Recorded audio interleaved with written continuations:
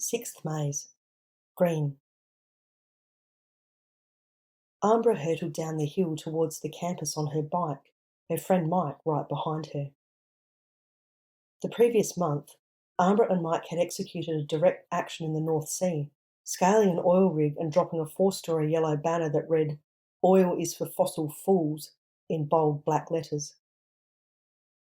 As a result of that stunt, which had attracted global media attention, they'd become cult heroes in the Green Movement and had been invited to address a meeting of the Eco Crew, a newly formed network of local activists on their college campus. And they were running late. Breathless, they entered the appointed room, but instead of an expectant audience, they found a small crowd milling around enjoying a shared supper. Ambra and Mike introduced themselves to their host, then helped themselves to the salads, homemade bread, hummus, goat's cheese, organic teas, and vegan brownies.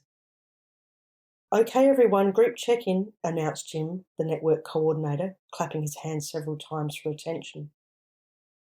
Ambra had done some research on this group after they'd received the invitation. Jim had been a leader in the counterculture movement of Berkeley in the late 1960s and early 1970s, and now lectured part-time at the university. They all settled on piles of cushions in a circle on the floor. The gathering started with the check-in, which consisted of a brief update from each member as to how they'd been feeling since they last met, what they'd done to ensure self-care, and if they needed help with anything. Ambra and Mike then gave a brief slideshow presentation of their direct action, which drew approving applause from the group. "This action was the inciting incident, the first part of our strategy for divestment from fossil fuels," Mike explained. "What's divestment?" asked a young woman with a nose ring and sandy dreadlocks. "It's when we organise to get institutions and individuals to move their money out of investing in companies who are suppliers of, or otherwise involved with, fossil fuels and their supply chains, like oil and coal mining," responded Ambra. "Eh," cackled an old-timer who had been listening intently. "You'll never get banks and institutions to uninvest in fossil fuels." "We believe we can," countered Ambra. "We need to highlight not only the environmental problems, but also demonstrate the financial risk, and the insurance companies are already onto this." "Juanita has spent most of her life in Mexico and Texas working for, and fighting against, those kinds of companies," explained Jim, smiling at the oldest member of the group. The elderly lady winked back at him. The gathering moved on to the next matter at hand, another guest speaker who had written a profoundly moving book on his incarceration as a political prisoner. He had been wrongly accused of being a spy and imprisoned by the military government ruling his country at the time. His story of how he was tortured for 2 months until he confessed, and then placed in solitary confinement for 13 years, brought Ambra to tears. On his release, he had written a book describing how the simple act of observing the tiniest expressions of life while in jail had helped maintain his spiritual and mental health, and had awakened an ecological consciousness within him. "Are there any questions?" invited Jim. "Yes," said a young man wearing a Che Guevara t-shirt. "How many trees have you planted to compensate for the printing of your book?" Ambra noticed Mike wincing at her. All eyes in the room looked to the guest, waiting for a response. Ambra shifted on her cushion, which had suddenly become uncomfortable. There was an awkward silence, but nobody who might have found the question inappropriate raised any concern. The guest speaker graciously acknowledged that he had some tree planting to do to offset the paper use associated with printing his book. The conversation then moved around the circle, where everyone had a chance to speak. Ambra heard inspiring stories from various members of the group, from the establishment of community gardens and food co-ops, to the development of alternative currencies, and a short lesson about off-grid energy technologies.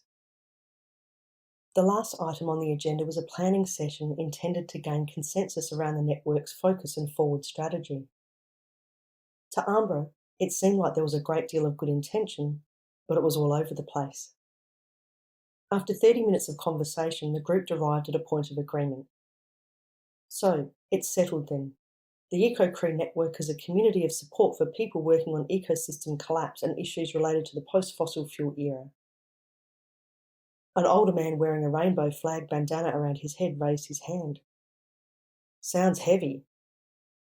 So what do we do first? We need to discuss this further, so next week I'd like to invite you all to my place for some gardening, yoga and a group dinner, said Jim.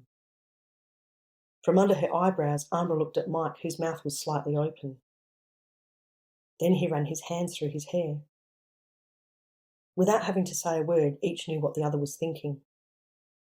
All these things are so important, but they are not enough. We are up against big money, big power structures. We don't have time. We must organise at scale, effectively, quickly. As they rode out of the campus, Mike turned to Ambra and said, I'm done with the protesting. Ambra breathed a sigh of relief. I'm so glad you said that. I have some ideas for what to do next, Mike went on. Let's go find those people we talked to last week, the ones who helped organise for civil rights. That's exactly what I've been thinking, she exclaimed. They orchestrated a recent, effective social movement. But there's a huge opportunity now that they didn't have not so long ago, Mike. How to get information out and organise with the World Wide Web and email. More and more people have email now. We need to think about how we can use that in our work. If the civil rights movement managed to do what they did without digital technology, can you imagine what we can do with it? Sure, you can start by teaching me how to use it. Then maybe we can offer a workshop so that others can learn, suggested Mike. You're on. Race you to the Bay Bridge, cried Ambra, kicking her bike into the next gear and getting a head start on Mike. As the two friends cycled towards the bay, the golden bridge in the distance glinting spectacularly in the evening sun, the fog rolled in.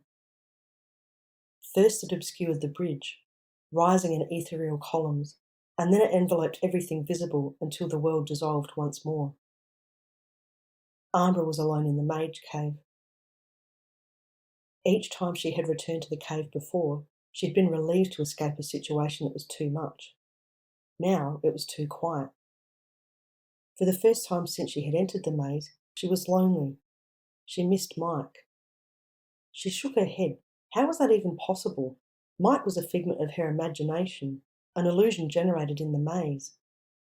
As she contemplated this, the green light from the lanterns turned to pale lemon, then a bright yellow.